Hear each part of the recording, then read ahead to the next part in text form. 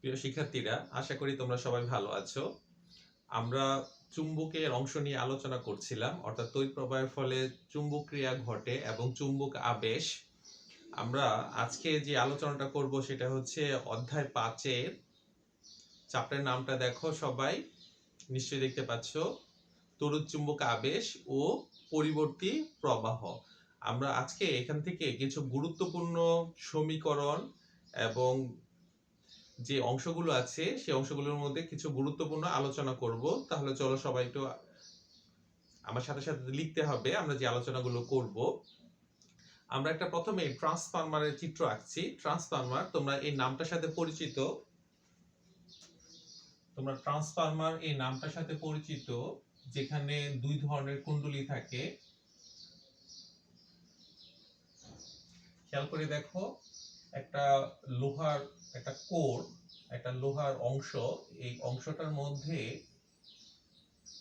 এক পাশে দেখো তার পেঁচানো হচ্ছে, তার পেঁচে একটা কুণ্ডলী তৈরি করা হলো। ঠিক অপর পাশে আবার তার পেঁচে আরেকটা কুণ্ডলী তৈরি করা হবে, কিন্তু তুমি যদি একটু খেয়াল করে দেখো, উভয় পাশে কুণ্ডলীর পাক সংখ্যা সমান না। উভয় পাশে কুণ্ডলীর পাক সংখ্যা কিন্তু সমান না, এক পাশে পাক সংখ্যা বেশি দেখতে পাচ্ছ, আরেক পাশে পাক সংখ্যা কম। আমরা যদি এখানে প্রবাহ মাত্রার পরিবর্তন ঘটাই, তাহলে এখানে বলবো হচ্ছে এটাকে, এই কুণ্ডলীর নাম হয়ে যাবে মুখ্য কুণ্ডলী। এই কুণ্ডলীর নাম কি হয়ে যাবে? এই কুণ্ডলীর নাম হয়ে যাবে মুখ্য কুণ্ডলী।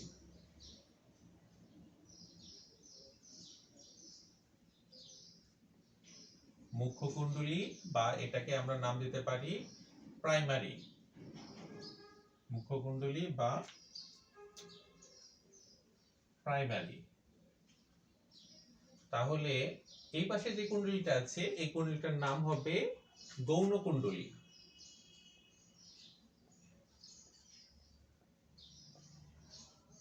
গৌণ কুণ্ডলীকে আমরা সেকেন্ডারি কুণ্ডলী বলি, তাহলে এটাকে এস দিয়ে প্রকাশ করলাম। তাহলে একটা ট্রান্সফরমারের মধ্যে কয়টা কুণ্ডলী দেখতে পাচ্ছি? একটা ট্রান্সফরমারের মধ্যে দুইটা কুণ্ডলী দেখতে পাচ্ছি। আমরা যে পাশে প্রবাহ দিচ্ছি এটাকে নাম দিচ্ছি মুখ্য কুণ্ডলী, প্রাইমারি। আর হচ্ছে এই পাশে খেয়াল করে দেখো, এই পাশে যে কুণ্ডলীটা সেটাকে গৌণ কুণ্ডলী অর্থাৎ সেকেন্ডারি নাম দেওয়া হয়েছে। এখানে একটা ছোট সূত্র আছে, এখানে পাক সংখ্যা, প্রবাহ মাত্রা, পাক সংখ্যা, প্রবাহ মাত্রা এবং যে আবেশ ঘটে এর ফলে যে তড়িৎচালক শক্তি পাই তাদের মধ্যে একটা সম্পর্ক আছে। আমরা একটু সম্পর্কটা লিখতে চাই, সূত্রটা লিখো আমার সাথে। যদি আমি পাক সংখ্যা বলি, তাহলে এখানে দেখো তো কুণ্ডলীর মধ্যে কয় ধরনের পাক আছে? এখানে দুই ধরনের পাক আছে। একটা হচ্ছে প্রাইমারি পাক সংখ্যা, একটা হচ্ছে সেকেন্ডারি পাক সংখ্যা।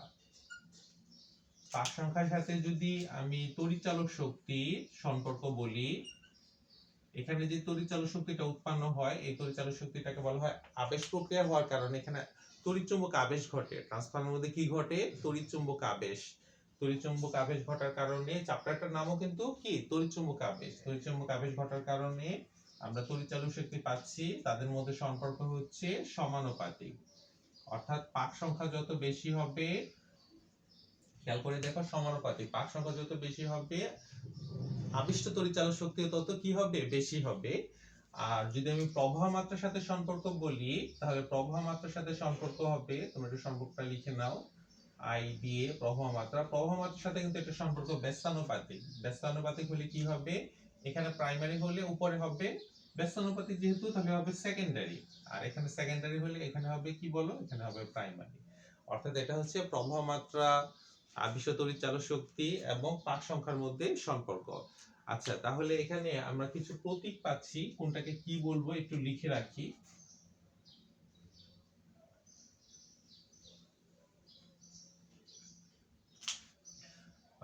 পাক সংখ্যা, এন পাক সংখ্যা, আই প্রবাহ মাত্রা, আর এটাকে কি বলে একটু লিখে রাখি। তড়িৎচালক শক্তি, তড়িৎচালক শক্তি, তবে আবেশ প্রক্রিয়া হওয়ার কারণে এটাকে বলা হয় আবিষ্ট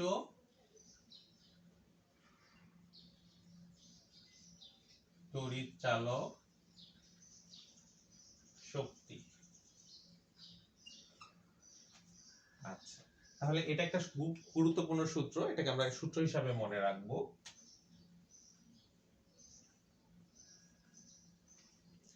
এখানে যে প্রবাহ মাত্রাটা উৎপন্ন হয়, কেমন হয় প্রবাহ মাত্রাটা আমরা সবাই দেখতে চাই। একটা ছোট্ট লেখচিত্র দিয়ে আমি তোমাদেরকে দেখাচ্ছি।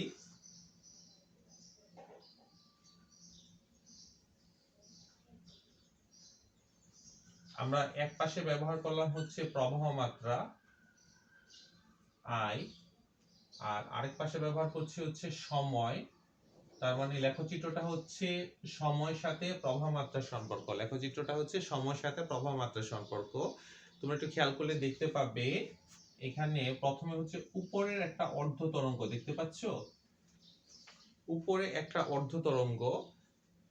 আবার কিছুক্ষণের সময়ের সাথে সাথে, কিছুক্ষণ সময়ের সাথে সাথে দেখবে যে প্রবাহ মাত্রা প্রথমে উপরের দিকে ছিল, দেখতে পাচ্ছ অর্ধ তরঙ্গটা উপরের দিকে, সাথে সাথে দেখবে কিছু সময়ের মধ্যেই দেখবে এটা আবার নিচের দিকে চলে আসছে। তুমি খেয়াল করে দেখেছো এটা আবার কোথায় চলে আসছে, এটা নিচের দিকে চলে আসছে। তাহলে প্রবাহ মাত্রা কি হচ্ছে, বারবার দিকের পরিবর্তন ঘটাচ্ছে। এখানে কিন্তু প্রবাহ মাত্রা বারবার কি পরিবর্তন হচ্ছে, দিকের পরিবর্তন। উপরটা তুমি যদি প্লাস ধরো, উপরের অর্ধ তরঙ্গ যদি প্লাস ধরো, তাহলে নিচের অর্ধ তরঙ্গ কি মাইনাস। তার মানে প্লাস মাইনাসে বারবার দিকের পরিবর্তন হচ্ছে। উপরের অর্ধ তরঙ্গকে যদি আমরা প্লাস ধরি, তাহলে নিচের অর্ধ তরঙ্গ কি হয়ে যাবে, মাইনাস। দেখো বারবার প্লাস মাইনাসের কিন্তু কি হচ্ছে, দিকের পরিবর্তন হচ্ছে। কেমন হতে থাকে, এটা বারবার হতে থাকে। আবার উপরে অর্ধ তরঙ্গ, নিশ্চয়ই তুমি খেয়াল করে দেখো, আবার নিচের অর্ধ তরঙ্গ, এভাবে আবার উপরে, এভাবে আবার কোথায় যাবে, নিচে। এভাবে তরঙ্গটা আস্তে আস্তে কোন দিকে অগ্রসর হতে থাকবে, সামনের দিকে অগ্রসর হতে থাকবে। তাহলে এই যে দিকের পরিবর্তন হচ্ছে প্রবাহ মাত্রা, দেখো প্রবাহ মাত্রার বারবারই দিকের পরিবর্তন হচ্ছে। প্রবাহ মাত্রার বারবার দিকের পরিবর্তন হওয়ার কারণে এই প্রবাহটাকে বলা হয় পরিবর্তী প্রবাহ। কি প্রবাহ বলা হয়, এই প্রবাহটার নাম হচ্ছে পরিবর্তী প্রবাহ।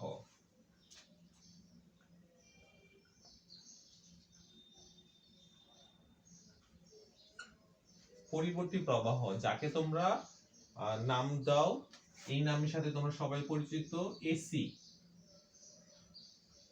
অর্থাৎ অল্টারনেটিভ কারেন্ট। অল্টারনেট করছে, বারবার কি করছে, দিকের পরিবর্তন করছে, অল্টারনেট করছে। অর্থাৎ একবার প্লাস একবার মাইনাস, প্লাস মাইনাস, এভাবে দিকের পরিবর্তন ঘটাচ্ছে। তোমরা যে বাসায় বিদ্যুৎ ব্যবহার করো, বাসায় আমরা যে বিদ্যুৎ ব্যবহার করছি, লাইট জ্বালাচ্ছি, ফ্যান চালাচ্ছি, লাইট, ফ্যান, হ্যাঁ, এসি, এগুলো যে চালাচ্ছি, এগুলো কি বিদ্যুৎ দিয়ে আমরা চালাচ্ছি, আমরা সব এই যে এসি দিয়ে চালাচ্ছি। এসি বিদ্যুৎ অর্থাৎ কি, অল্টারনেট কারেন্ট, পরিবর্তী প্রবাহ। তুমি বলতে পারো স্যার এরকম প্রবাহ কয় ধরনের, এরকম প্রবাহ কিন্তু দুই ধরনের আছে। কি কি প্রবাহ আছে, একটা প্রবাহ হচ্ছে এসি, একটা প্রবাহ হচ্ছে এসি, এবং আরেকটা প্রবাহ হচ্ছে ডিসি। আমরা কয় ধরনের প্রবাহের কথা বলছি, দুই ধরনের প্রবাহ, একটা হচ্ছে এসি প্রবাহ আর একটা হচ্ছে ডিসি প্রবাহ। তুমি বলতে পারো স্যার এসি তো দেখতে পাচ্ছি দিকের পরিবর্তন করছে, ডিসি প্রবাহ কি দিকের পরিবর্তন ঘটায়? না, ডিসি প্রবাহে দিকের পরিবর্তন ঘটায় না। তোমরা যে রিমোট কিসে চলে, ব্যাটারিতে না? হ্যাঁ, যে সকল ডিভাইস গুলো তুমি ব্যাটারি দিয়ে ব্যবহার করছো, ব্যাটারি কিন্তু নির্দিষ্ট করে প্লাস এবং মাইনাস আলাদা থাকে, একেবারেই নির্দিষ্ট। প্লাসটা প্লাস, মাইনাসটা মাইনাসে, এখানে কিন্তু দিকের পরিবর্তন হয় না। তাহলে এটা হচ্ছে ডিসি অর্থাৎ ডিরেক্ট কারেন্ট। হ্যাঁ, আর আরেকটা বিদ্যুৎ হচ্ছে এসি। এসি বিদ্যুৎ হচ্ছে অল্টারনেট, বারবার দিকের পরিবর্তন ঘটাচ্ছে, প্লাস মাইনাস প্লাস মাইনাস। তুমি একটু খেয়াল করে দেখবে, তুমি যে বাসায় যেগুলো ডিভাইস গুলো চালাচ্ছ, ধরো টিভি, টিভি যদি প্লাগ ইন করো, টিভি যদি প্লাগ ইন করো, তাহলে তুমি দেখবে প্লাগ ইন এইভাবে করলেও চলে। আবার তুমি যদি চেঞ্জ করে প্লাগ ইন করো, সেই ক্ষেত্রে কিন্তু তোমার টিভিটা চলে। তার কারণ কি, তার কারণ হচ্ছে টিভিটা চলছে কি দিয়ে, এসি দিয়ে। আর এসি হচ্ছে কি প্রবাহ, পরিবর্তী প্রবাহ। এটা এমনই প্রবাহ পরিবর্তন ঘটায়, তুমি শুনলে একটু অবাক হবা, আমাদের দেশে আমরা যে বিদ্যুৎ ব্যবহার করছি, এটা সেকেন্ডে এরকম 50 বার দিকের পরিবর্তন ঘটায়। সেকেন্ডে 50 বার, অর্থাৎ সেকেন্ডে কি হয়, সে 50 বার দিকের পরিবর্তন ঘটানোর কারণে 50 বার প্লাস মাইনাসে চেঞ্জ হয়ে যাচ্ছে। তাহলে তুমি বুঝতে পারছো এসি যেগুলো চলছে সেগুলো কিন্তু প্লাগ ইন তুমি যেভাবেই করো না কেন, সেই ডিভাইস গুলো চলছে। আর যেগুলো ব্যাটারি চালিত ডিসি, সেগুলো কিন্তু ব্যাটারিটা যদি চেঞ্জ করে দাও প্লাস মাইনাস, তাহলে কিন্তু সেই ডিভাইস গুলো চলবে না। তাহলে কয় ধরনের বিদ্যুতের সাথে আমরা পরিচিত, আমরা দুই ধরনের বিদ্যুৎ, একটা হচ্ছে এসি এবং একটা ডিসি। তাহলে এই চিত্রটা কিসের চিত্র, এটা একটা এসি প্রবাহের চিত্র। তুমি এসি প্রবাহের দিকে আবার যদি খেয়াল করো, তাহলে দেখবে যে এসি প্রবাহের মানটা শূন্য থেকে আস্তে আস্তে বাড়ে। তুমি খেয়াল করে দেখো, শূন্য থেকে আস্তে আস্তে বাড়ে। এখানে প্রবাহ মাত্রার মান কম ছিল, আস্তে আস্তে উপরে যে বেড়ে গিয়েছে।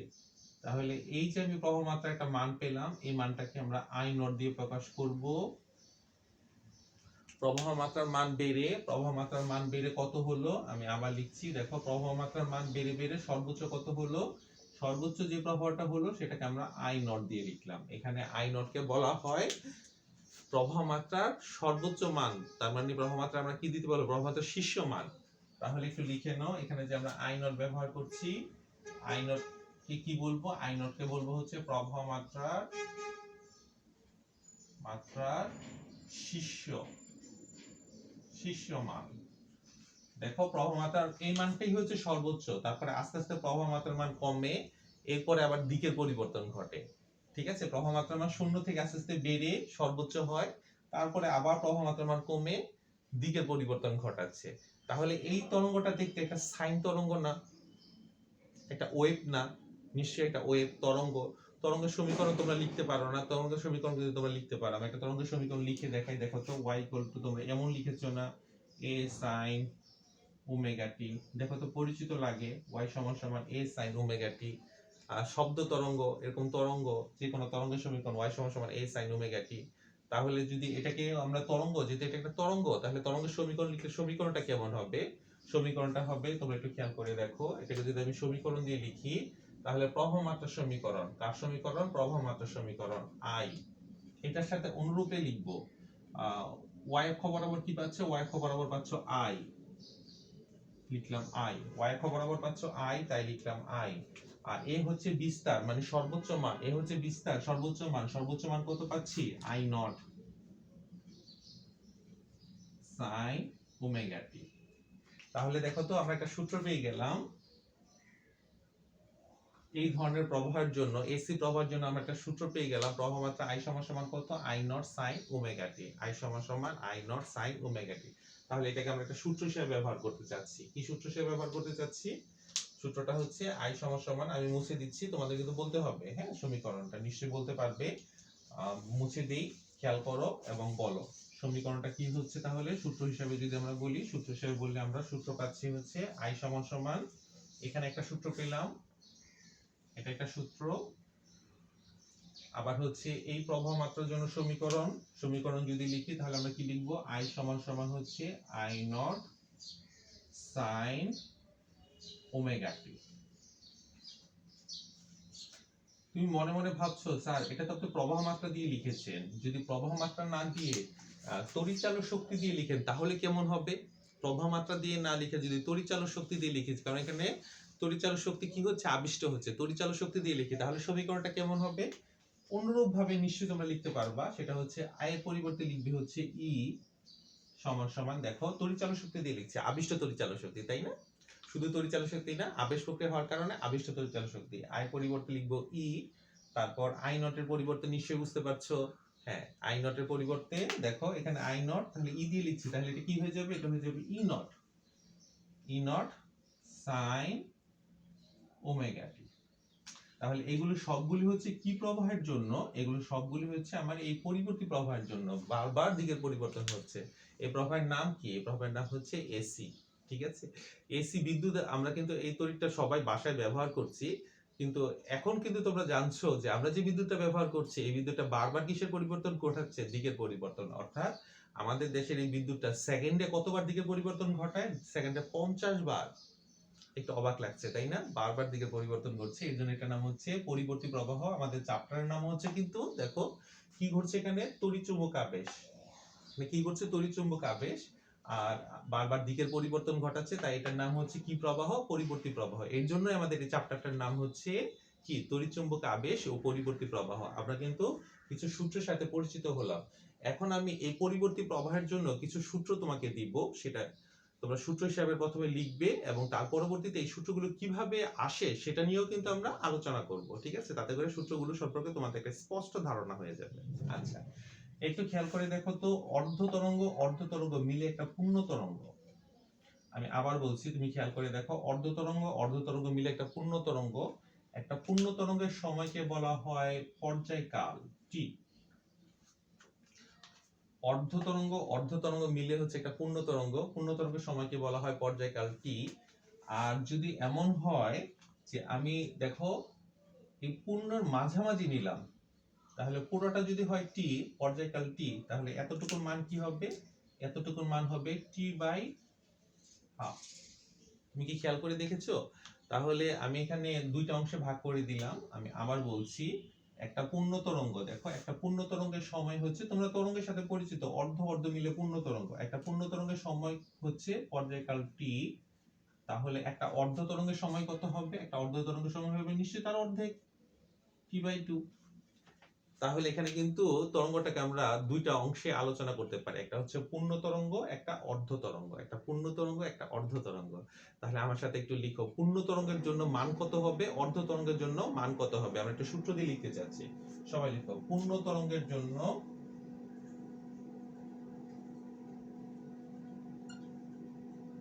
পূর্ণ তরঙ্গের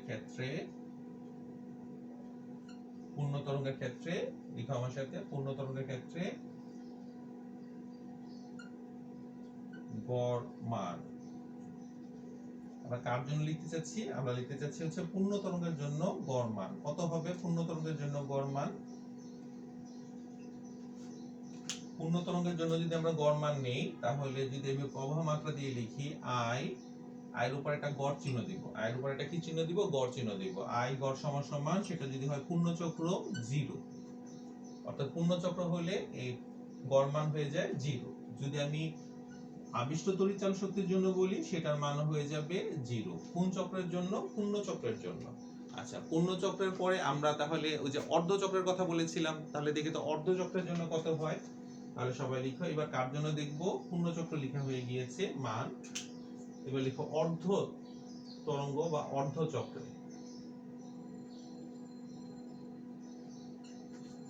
পূর্ণ তরঙ্গে বা পূর্ণ চক্রে, অর্ধ তরঙ্গে বা অর্ধ চক্রে বলতে পারে, অর্ধ চক্রের ক্ষেত্রে গড় মান। এবার আমরা দেখতে চাই অর্ধ চক্রের ক্ষেত্রে গড় মানের কত হয়। যদি অর্ধ চক্রের জন্য লিখি, তাহলে অর্ধ চক্রের জন্য এই গড় মানটা হবে, এবার কিন্তু শূন্য হয়ে যাবে না। তোমরা কিন্তু অর্ধ চক্র পূর্ণ চক্র বুঝতে পারছো। পূর্ণ তরঙ্গ অর্থাৎ পূর্ণ চক্রের ক্ষেত্রে হচ্ছে পর্যায়কাল t, আর অর্ধ তরঙ্গের ক্ষেত্রে পর্যায়কাল হচ্ছে t/2। সেই সকল ক্ষেত্রে এই মানগুলো কত হয়। তাহলে i গড় সমান সমান হচ্ছে, এটা একটা মান দাঁড়ায় 0.637 i0, 0.637 i0। অনুরূপ ভাবে যদি আমি ই গড় লিখি, তাহলে ই গড় সমান সমান দাঁড়াবে হচ্ছে, এটা আবিষ্ট তড়িৎ চালক শক্তি, সেম অনুরূপ আই এর জন্য যে সমীকরণ দাঁড়ায়, ই এর জন্য কিন্তু সেম সমীকরণ, সেম মানই দাঁড়াবে। তাহলে নিশ্চয়ই আই এর জন্য যদি হয় আই নট, ই এর জন্য কি হবে? ই এর জন্য হবে ই নট।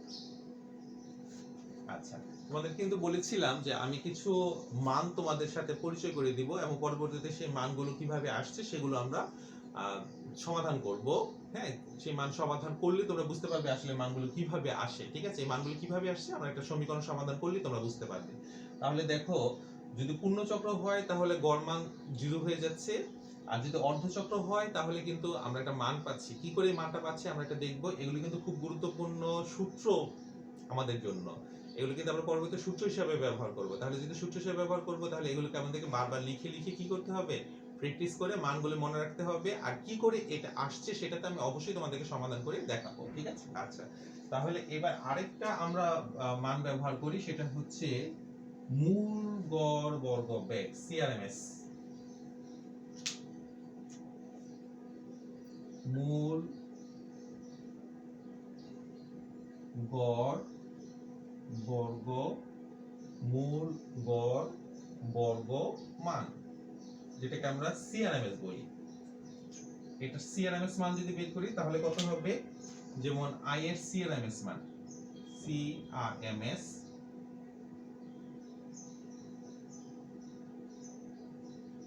আরএমএস বের করব।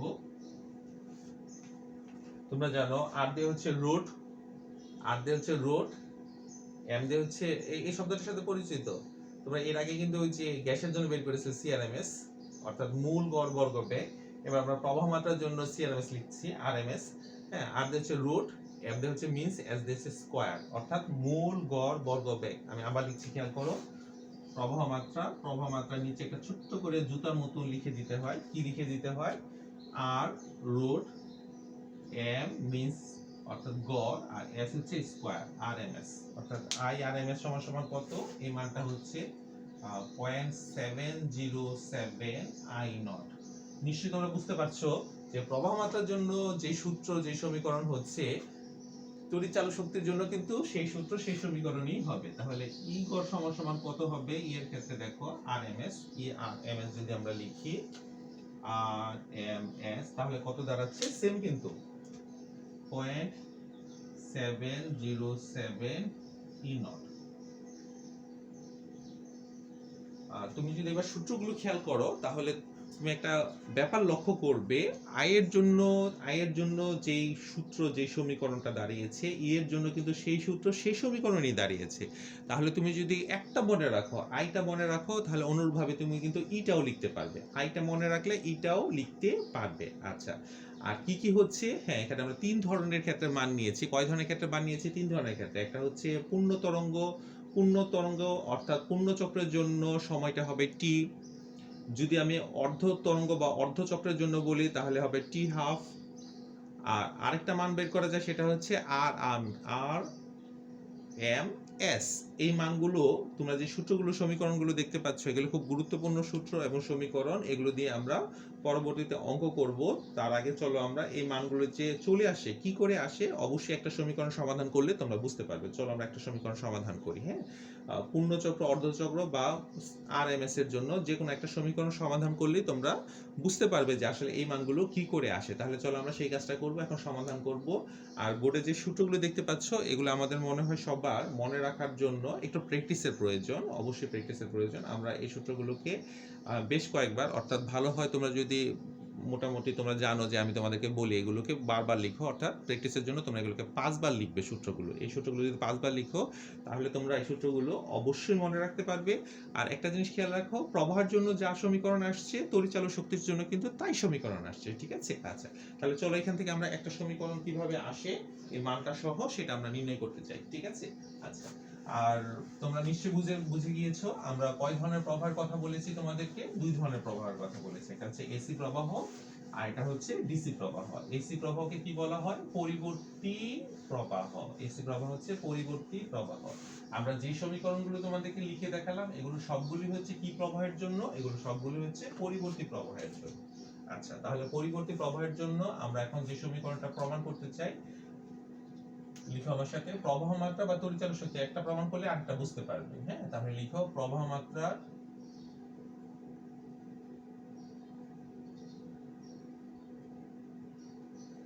চলো প্রবাহ মাত্রার আমরা গড় মান নির্ণয় করি। গড় মান, প্রবাহ মাত্রার গড় মান নির্ণয় করব। এখন তুমি আমাকে প্রশ্ন করতে পারো, স্যার এটা কি অর্ধ চক্রের জন্য করবেন না পূর্ণ চক্রের জন্য করবেন?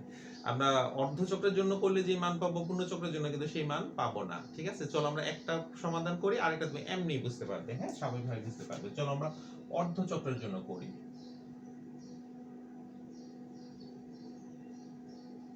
অর্ধ চক্রের জন্য আমরা প্রবাহ মাত্রার কি মান বের করব, আমরা প্রবাহ মাত্রার গড় মান বের করব, ঠিক আছে? আচ্ছা, তাহলে এটাকে কিভাবে লিখব, প্রবাহ মাত্রা তার গড়। তাহলে আমার সাথে তার চিহ্ন দিয়ে দাও, প্রবাহ মাত্রার গড়। প্রবাহ মাত্রার গড় কিভাবে আমরা গড় করব, গড় করার জন্য আমরা প্রথমে কতটুকু প্রবাহ পাচ্ছি, মোট কতটুকু প্রবাহ পাচ্ছি সেটা আগে লিখে নিই। মোট কতটুকু প্রবাহ পাচ্ছি, যেহেতু এগুলো সময়ের সাথে সাথে পরিবর্তিত হয়, তাই এদেরকে সমাকলন আকারে সমাধানটা করতে হবে, সমাকলন আকারে। তাহলে আমার প্রবাহ মাত্রা হচ্ছে আই, হ্যাঁ, ক্ষুদ্র সময় হচ্ছে ডিটি। তাহলে ক্ষুদ্র নিলে তো হবে না, ক্ষুদ্রকে আমার সম্পূর্ণ নেওয়ার জন্য কি করতে হয়, সমাকলন করতে হয়, তাই সমাকলন চিহ্ন দিলাম। শুধু সমাকলন দিলেই হবে না, সমাকলনের সীমা বসাতে হবে। শুরু হচ্ছে কত থেকে, 0 থেকে। আর অর্ধ চক্রের জন্য এটা হয়ে যাবে টি হাফ, সীমাটা হয়ে যাবে টি হাফ। তোমরা নিশ্চয়ই খেয়াল করছো, সীমাটা হয়ে যাবে টি হাফ। আর যদি অর্ধ চক্র না হয়, এটা পূর্ণ চক্র হয়, তাহলে এটা হবে টি। আর গড় করার জন্য, গড় কখন হয়, নিশ্চয়ই আমরা সময় সাপেক্ষে হিসাব করছি, তাহলে সময় দিয়ে যতক্ষণ ভাগটা করব, তাহলে কি সেটা গড় হবে? নিশ্চয়ই না। তাহলে গড় করার জন্য আমাকে কি দিয়ে ভাগ করতে হবে, সময়টা অর্ধ চক্র হওয়ার জন্য আমরা ভাগ করব t/2 দিয়ে। আমরা প্রবাহ মাত্রার গড় নিচ্ছি, প্রবাহ মাত্রার গড় তোমরা একটু খেয়াল করো, প্রবাহ মাত্রার গড় নিচ্ছি। আমার মনে হয় যে তোমরা সমীকরণটা লিখেছো, কিন্তু সমীকরণটা আলোচনাটা তোমরা ভালো বুঝতে পারোনি। আমি যদি আবার মুছে বলতে চাই তাহলে নিশ্চয়ই তোমরা বলতে পারবে আমরা কি নিতে চাই, আমরা হচ্ছে প্রবাহ মাত্রার গড়। আমি মুছে দিলাম এই লাইনটা, তোমাদের কিন্তু নিচ থেকে বুঝতে হবে এবং লিখতে হবে। তোমরা যদি বুঝতে পারো তাহলে আর কোনো সমস্যা এখানে থাকবে না। আমরা নিতে চাই হচ্ছে প্রবাহ মাত্রার গড়। তাহলে প্রবাহ মাত্রা আমরা গড় চিহ্ন দিয়ে দিলাম, প্রবাহ মাত্রার গড়। তারপর হচ্ছে গড়টা কিভাবে নিব, গড়টা নিব হচ্ছে প্রবাহ মাত্রা আই, খেয়াল করো প্রবাহ মাত্রা আই, যেটা কিনা সময়ের সাথে সাথে পরিবর্তিত হচ্ছে। তাহলে সাথে নিতে হবে ডিটি। যদি আমি ডিটি নেই তাহলে তো সম্পূর্ণ সময়ের জন্য বের করা হলো না। সম্পূর্ণ সময় বের করার জন্য আমাকে কি করতে হবে, সম্পূর্ণ সময়ের জন্য লাগবে হচ্ছে সমাকলন। তো সমাকলন, শুধু সমাকলন করলে হবে? তোমরা জানো সমাকলনে কি বসাতে হয়, সীমা বসাতে হয়। তাহলে শুরুটা কত, শুরুটা 0, কত সময় পর্যন্ত চলবে, যেহেতু অর্ধচক্র, যেহেতু অর্ধচক্র, তাহলে সময় পর্যায়কালের কত হবে, পর্যায়কালের অর্ধেক, এই অর্ধ সময়ের জন্য চলবে অর্ধচক্র। আর যদি এটা পূর্ণচক্র হতো তাহলে নিশ্চয়ই বুঝতে পারছো পূর্ণচক্রের ক্ষেত্রে আমরা অর্ধেক নিতাম না, তখন এখানে যেমন t/2 নিয়েছি অর্ধেক, সেখানে অর্ধেক না দিয়ে সরাসরি টি লিখলে পূর্ণচক্র হয়ে যাবে। এটা এখনো গড় হয়নি, গড় হওয়ার জন্য আমাকে কি করতে হবে, আমাকে সময় দিয়ে ভাগ করতে হবে। কত সময়ের জন্য নিচ্ছি, আমরা অর্ধচক্রের জন্য নিচ্ছি, মানে ভাগ করবো হচ্ছে t/2 দিয়ে। আচ্ছা, এবার মনে হয় যে আমরা সমীকরণটা সবাই লিখেছি এবং আমরা যদি খেয়াল করি তাহলে সমীকরণটা আমরা বুঝতে পারছি। অর্থাৎ সময় প্রবাহ মাত্রাকে সময় দিয়ে ভাগ করার সাথে সাথে কি হয়ে গেল, গড় হয়ে গেল। তার মানে আমরা গড় প্রবাহ মাত্রা নিচ্ছি। ঠিক আছে, আমি কিন্তু প্রবাহ মাত্রার জন্য করছি, তোমরা কিন্তু অনুরূপভাবে তড়িৎচালক শক্তির জন্য করতে পারবে। শুধু আয়ের জায়গায় ই বসাবে, এতটুকুই কাজ। আয়ের জায়গায় কি বসানো, ই বসানো। আচ্ছা, চলো আমরা এটা সমাধান করতে থাকি পরপর। আচ্ছা, তোমরা নিশ্চয়ই আই জানো, তোমরা নিশ্চয়ই আই জানো। আই সমান সমান কত বলো তো, আই সমান সমান, সীমাটা বসিয়ে দাও, যা আছে সীমা 0 to t/2, সীমা বসিয়ে দিলাম। আই পরিবর্তে তোমরা জানো না, কিছুক্ষণ আগে যে আমরা লিখেছিলাম আই সমান সমান কি যেন লিখেছিলাম, আই সমান সমান, সূত্রটা দেখো, আই সমান সমান মনে পড়ে কিনা, I not sine omega t. দেখো তো সূত্রটা মনে পড়ে, আই সমান সমান I not sine omega t. তাহলে এখানে দেখো তো আই আছে, আই পরিবর্তে কি বসাবো, আই পরিবর্তে বসাবো হচ্ছে I not sine omega t, আর নিচে আছে কত, t/2। তাহলে খেয়াল করে দেখো আমরা কি সমাধান করছি, শুধু সমাধান করলেই আমাদের সেই মানটা চলে আসবে। আমরা আই পরিবর্তে বসাচ্ছি কত, I not sine omega t. ঠিক আছে, আচ্ছা, এবার এটাকে আরেকটু সাজিয়ে লিখো, আর পাশাপাশি লিখতে পারো আই গড়, বাম পাশে যা আছে তাই থাকবে, লিখতে থাকো, বাম পাশে যা আছে তাই থাকবে, ডান পাশটা শুধু সমাধান করছি। আমরা এটা একটু একটু নিচেরটাকে যদি উপরে নিয়ে আসি, নিচেরটাকে যদি উপরে নিয়ে আসি তাহলে কি আসবে, t/2, নিচেরটাকে উপরে নিয়ে আসলাম t/2, আর হচ্ছে ভিতরে কি থাকছে, ভিতরে থাকছে হচ্ছে 0 to t/2 sin omega t. লিখেছো সবাই? তোমরা মনে হয় খেয়াল করছো যে স্যার ভিতরে আই নট লিখে নেই, খেয়াল করে দেখেছো ভিতরে কিন্তু স্যার আই নট লিখে নেই। ও, তার মানে আই নট হচ্ছে ধ্রুবক। আই নট হচ্ছে কি বলো, ধ্রুবক। আই নটের পরিবর্তন হবে না, সময়ের সাথে সাথে আই নট যা ছিল তাই থাকবে, কারণ আই নট তো সর্বোচ্চ মান, শীর্ষ মান, তাই না? তার মানে আই নট ধ্রুবক। তাহলে এই আই নটটা, ভিতরে আই নটটা কোথায় চলে আসবে, যেহেতু ধ্রুবক, ধ্রুবকের কোনো সমাকলন হয় না, তাই আই নটটা কোথায় চলে আসবে, আই নটটা বাইরে চলে আসবে। তাহলে আমাকে বলো তো আই নটটা সমাকলনের বাইরে কেন চলে আসলো? আই নটটা সমাকলনের বাইরে চলে আসার কারণ হচ্ছে আই নটটা হচ্ছে ধ্রুবক, ধ্রুবকের কোনো সমাকলন হয় না। এবার জাস্ট একটা সমাকলন করে দাও, সমাকলন করে দিলেই আমরা যে কিছুক্ষণ আগে মান লিখেছিলাম দেখবে যে সেই মানটা চলে আসছে। নিশ্চয়ই এখনো তোমাদের স্যারের কথা মানতে পারছো না যে স্যার কোথায় আমার সেই মান, একটু মানটা এনে দেন, আপনি একটু সমাধান করে দেন। ঠিক আছে, আমি তোমাদেরকে একটু সমাধান করে দিই। তোমরা সাইন থিটার সূত্র জানো, সমাকলন, দেখো তো মনে পড়ে কিনা, সমাকলন সাইন, তোমরা কিভাবে লিখেছো, mx দিয়ে লিখেছো, mx, তাই না, dx, mx dx দিয়ে লিখেছো। তাহলে সেখানে কি লিখেছো, সেখানে কি লিখেছো, m m dx। তাহলে এরকম একটা সমীকরণ তোমরা করেছো, m, হ্যাঁ, mx dx। তাহলে এটা কি লিখেছো, প্রথমে হচ্ছে সাইনটা লিখেছো cos, cos কি লিখেছো, cos mx না, দেখো মনে পড়ে কিনা, cos mx। আর হচ্ছে এখানে ধ্রুবক কি, ধ্রুবক হচ্ছে m। তাহলে mটা কোথায় চলে যাবে, mটা নিচে চলে যাবে। আর সাইনকে সমাকলন করলে কিন্তু একটা মাইনাস হয়, মাইনাস, ঠিক আছে, মাইনাস। আর হচ্ছে এটাকে সাথে কি লিখতে হবে, এটা ধ্রুবক, সমাকলনের সীমা নাই, সমাকলনের সীমা না থাকার কারণে প্লাস সি। দেখো তো সমাকলনের এই সূত্রটা তোমাদের মনে আছে কিনা, সমাকলন sin mx dx সমান সমান সমাকলন sin mx dx সমান সমান cos mx cos কত cos mx, হ্যাঁ খেয়াল করে দেখো cos mx। আচ্ছা এগুলোর সাথে কিন্তু আমাদের কি আছে দেখো dt আছে, dt লিখে দাও, dt সাথে কিন্তু কি আছে dt আছে, হ্যাঁ dt তে আমাদের লেখা হয়নি, আমরা i সমান সমান এটা লিখেছি, দেখো i সমান সমান লিখেছে i not sin omega t, i সমান সমান লিখা হয়েছে i not sin omega t, হ্যাঁ i equal to i not sin omega t, কিন্তু সাথে কিন্তু আমাদের dt আছে, খেয়াল করে দেখবে আমাদের dt টা লেখা হয়নি তাই লিখে নিতে হবে।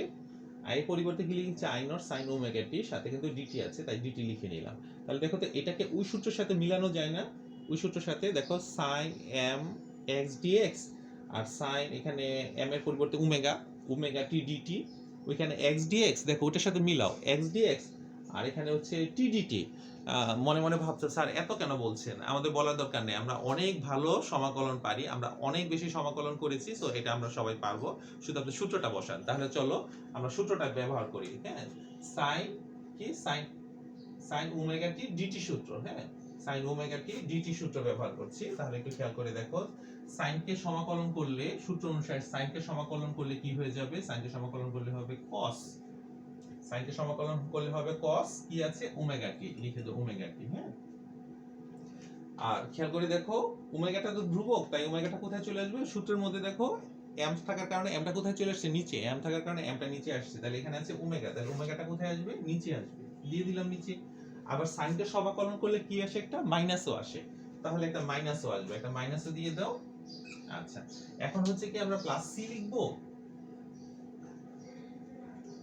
এখানে কি আমরা প্লাস সি লিখবো না, এখানে আমরা প্লাস সি লিখবো না, কেন প্লাস সি লিখবো না তার কারণ হচ্ছে আমার এখানে কিন্তু সমাকলনের সীমা দেওয়া আছে, প্লাস সি কখন লিখতে হয় সমাকলনের সীমা না থাকলে, না ওই যে সি বসাতে হয়, প্লাস সি কখন যখন সমাকলনের সীমা থাকে না, কিন্তু যখন সীমা থাকে তখন কিন্তু আমাদের সীমা বসাতে হয়। তাহলে সমাকলনের সীমাটা কত দেখো 0 টু কত t/2, তাহলে বসিয়ে দাও। আমরা কিন্তু সমাকলনের একেবারে শেষ পর্যায়ে চলে আসছে, অর্থাৎ সমাধানের শেষ পর্যায়ে চলে আসছে, আমাদের কিন্তু সমাকলনটাও হয়ে গিয়েছে, সমাকলনটা আমরা সমাকলনের সূত্র sin mx dx এর সূত্র অনুসারে করেছি। দেখো sin কে করলে cos, মিলিয়ে দেখো sin কে করলে cos, তারপরে হচ্ছে সাথে থাকবে ওই যে mx তাই ওমেগা t নিচে চলে আসবে, ওমেগাটা হচ্ছে ধ্রুবক তাই নিচে চলে আসবে, ঠিক আছে। আচ্ছা এবার হচ্ছে চলো একটু মানগুলো বসিয়ে দিই একে একে। i গড় সমান সমান হচ্ছে 2i নট t। আচ্ছা ওমেগাটা তো ধ্রুবক, তাহলে ওমেগাটাকে বাইরে নিয়ে আসি, ওমেগাটাকে বাইরে নিয়ে আসি, নিয়ে আসলাম ওমেগাকে বাইরে, তারপরে হচ্ছে মাইনাসটাকেও বাইরে নিয়ে আসি, মাইনাসটাকেও বাইরে নিয়ে আসলাম, মাইনাসটাকে যেখানে যে মাইনাস ছিল মাইনাসটাকে কোথায় নিয়ে আসলাম, মাইনাসটাকেও বাইরে নিয়ে আসলাম। তাহলে ভিতরে শুধু কি থাকছে, ভিতরে শুধু থাকছে হচ্ছে cos ওমেগা, ও আচ্ছা টি আছে, টি এর পরিবর্তে বসাতে হবে উপরের মানটা, টি এর পরিবর্তে বসাতে হবে উপরের মান, উপরের মান কত বলো t/2।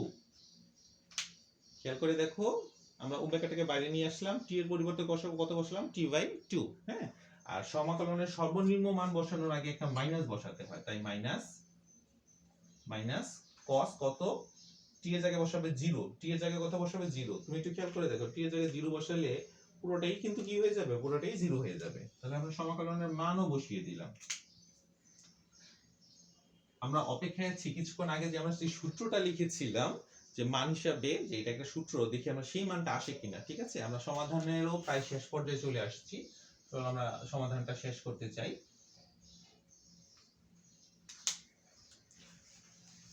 আশা করি এই পর্যন্ত তোমরা সবাই উঠিয়েছো, আমার সাথে সাথে কিন্তু তোমরা যেহেতু এটা ভিডিও, হ্যাঁ ভিডিওগুলো সাধারণত দেখার সময় যদি তোমরা সাথে সাথে লিখো, ভিডিওগুলো সাথে সাথে দেখার সময় যদি সাথে সাথে লিখো, তাহলে কিন্তু এই অংশগুলো তোমাদের কাছে শুধু স্পষ্ট হয়ে যাবে তাই না, বুঝতে পারবে তাই না, তোমাদের কিন্তু সাথে সাথে একটা ভালো প্র্যাকটিস হয়ে যাবে, তাই শুধু দেখবো না, সাথে সাথে সাথে সাথে লিখবো, হ্যাঁ শুরুতে আছে -2i নট t। আচ্ছা ওমেগা সমান সমান কিন্তু তোমরা সবাই এটা জানো, ওমেগা সমান সমান দেখো তো এটা জানো না, ওমেগা সমান সমান হচ্ছে 2π/t। স্যার কি বলেন, তোমরা সেই ফার্স্ট ইয়ার থেকেই জানি, আমরা তরঙ্গ চ্যাপ্টারের মধ্যে পড়েছি ওমেগা সমান সমান কত 2π/t। তাহলে যত জায়গায় তুমি ওমেগা দেখছো, যত জায়গায় ওমেগা দেখছো, ওমেগার পরিবর্তে আমরা 2π/t বসাতে চাই, তার কারণ হচ্ছে আমরা t আছে এখানে, সমাধানের সুবিধা হবে। তাহলে ওমেগার পরিবর্তে আমরা কত বসাবো, ওমেগার পরিবর্তে বসাবো হচ্ছে 2π/t, তাহলে এখানে ওমেগা আছে, ওমেগার পরিবর্তে বসে হচ্ছে 2 পাই বাই কত টি। এটা কার মান? এটা ওমেগার মান। ওমেগার পরিবর্তে বসালাম 2 পাই বাই টি। ব্র্যাকেটের ভিতরেও দেখো একটা কজের সাথে ওমেগা আছে, তাহলে ওমেগার পরিবর্তে কত বসাবো? ওমেগার পরিবর্তে বসাবো 2 পাই বাই টি।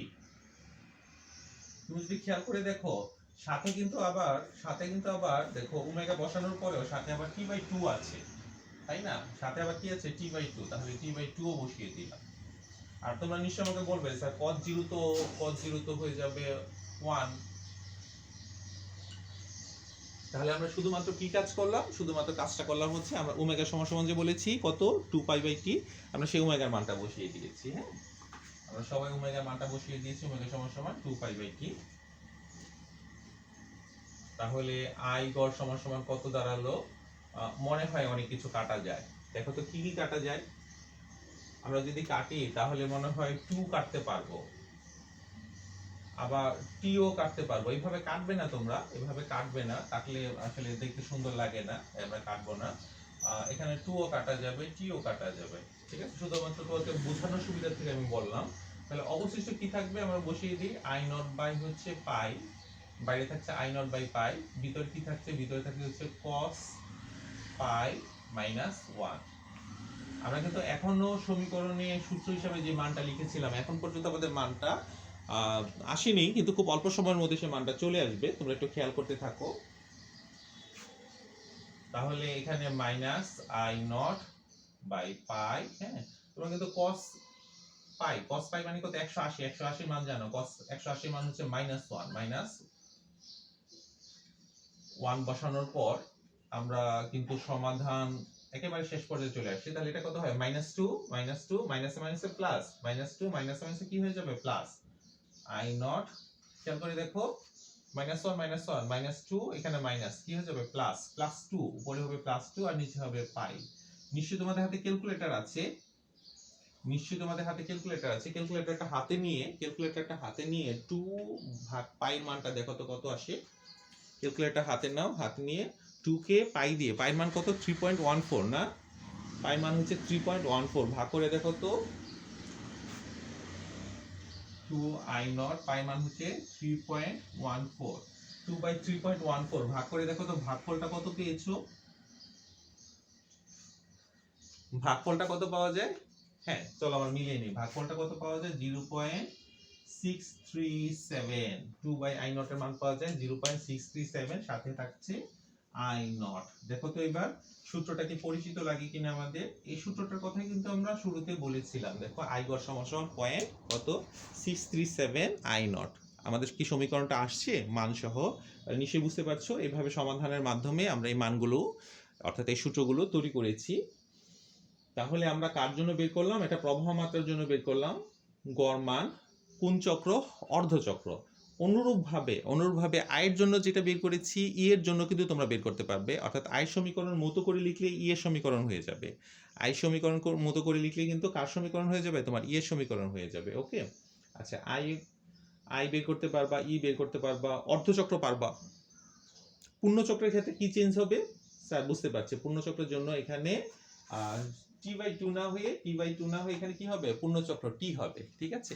তাহলে তোমরা নিশ্চয়ই এই চ্যাপ্টারে খুব গুরুত্বপূর্ণ অনেকগুলো সূত্র এবং অনেকগুলো সূত্র সমীকরণের সাথে কি হচ্ছে? পরিচিত হয়ে যাচ্ছ, ঠিক আছে?